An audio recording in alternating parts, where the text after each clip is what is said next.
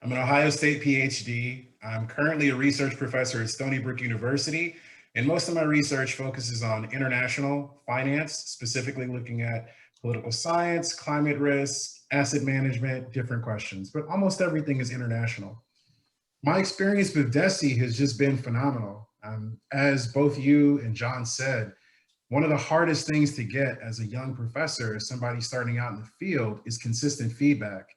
And for many of us, if we have an advisor or if we have a committee that we really respect and admire, they're often busy. And once a new crop of PhDs come, it's kind of tough to sometimes restart those engines. So for me, it's been fantastic. And I've also noticed that as a consequence of DESI, this cohort effect is very real. Being able to email my friends, being able to email Ashleigh, having her email me and say, hey, we've got a presentation coming up. Do you mind if I give it to you, or vice versa? It's just been great. It's been great to be encouraged. It's been great to actually understand what it is that I'm doing incorrectly in terms of presenting my ideas and trying to structure my papers better. The ultimate goal is to publish, and the ultimate goal is to be able to answer the questions that we work on better. We want clarity. We want to understand what it is that we're missing. And it's really hard to get that experiential knowledge unless you've experienced it.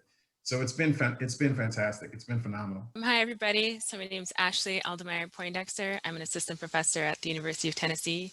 And I think my experience very much echoes Matt's experience, and that I've really enjoyed my interactions with the DESI program. I agree, very much so that the feedback has been detailed and informative and constructive. And I think that a challenge, particularly that minority scholar space, the first step is getting someone to read your work. I think everyone deals with that, but it's in that feedback phase that I think as minority scholars, there's a little bit of sometimes hesitation or resistance to be particularly critical. Maybe people are trying not to discourage you, or they don't feel that the extra critique is going to have a meaningful outcome.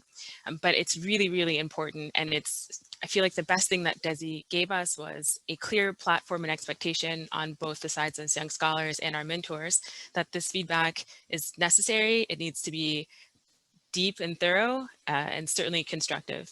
And I think that's probably been the most beneficial thing in terms of clarifying what an idea is, execution is, writing, and just moving the project forward. I went to graduate school at the University of South Carolina, and while they gave me a great footing in terms of, how to do research, how to think about projects, develop ideas, I don't think that institution, or really any institution, teaches students the, ins and outs of networking and the social game that's kind of built into academia.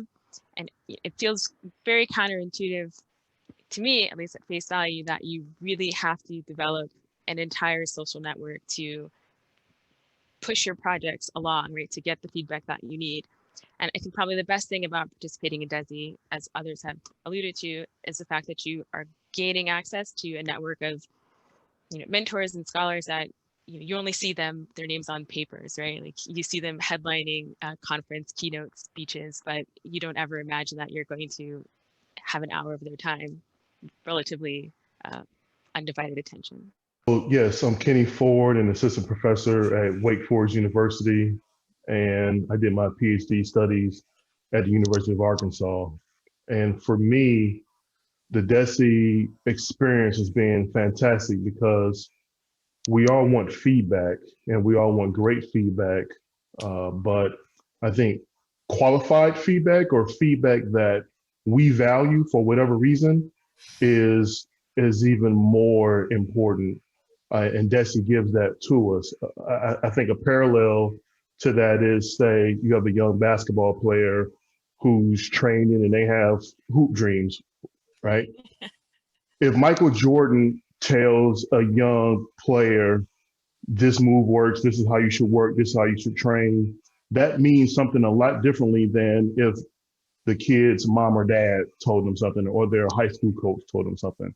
The feedback from Michael Jordan is just perceived differently than the feedback from the high school coach. And for me, my DESI experience has allowed me to get feedback from the Michael Jordans of our field, right? So I've been able to work with Last year, working with my mentor, we were able to iterate and go through 3-4 rounds of that paper. I've been given tremendous feedback. And through DESI, I've been able to expand my professional network and cultivate relationships with other senior faculty and kind of develop a mentor-mentee relationship with them and leverage that to get paper in the hands of other faculty and using that network to get even more feedback, right? So for me, this experience has been fantastic. I look forward to leveraging the relationship I built with my new mentor this year and using hopefully his network to expand my network and do the same sort of thing. So for me, this process has been fantastic. Everyone, I am Sandrine Docgne. I got my PhD at the University of Houston, and I am now an assistant professor at the Florida International University in Miami. I have really enjoyed this experience. I found out about it like at the last minute when I submitted my paper, but I didn't even have any expectations of it. I was like, okay, another workshop. I know it said diversity, but I didn't pay too much attention to that. And I've just been so thrilled and so surprised in such a positive way by this experience. First of all, for me, there is 2 dimensions that makes this thing very special. The first dimension is the diversity aspect. For me, it is so important, especially promoting diversity in the business school. And the fact that we have something like this that's focusing on diversity is so important because I'm always so aware of my students. So I think a lot about my students in terms of diversity. And there isn't always faculties that looks like my students who looks like me. And I've always been so aware of it. And then we have this initiative where we are helping to support diversity in the profession. So for me, it really speaks a lot of volumes for me as far as the Financial Management Association is concerned, because I think it is something that we need more of. We need to support minorities faculty so that they can succeed, so that in the business school we can have more of this, so that our students can have faculty that look like them, that represents them, and hopefully encourage them to join the profession, because now they can see that it's possible when they look at their faculty. So that aspect is really dear to my heart. And then the second aspect is the caliber of feedback that we have access to.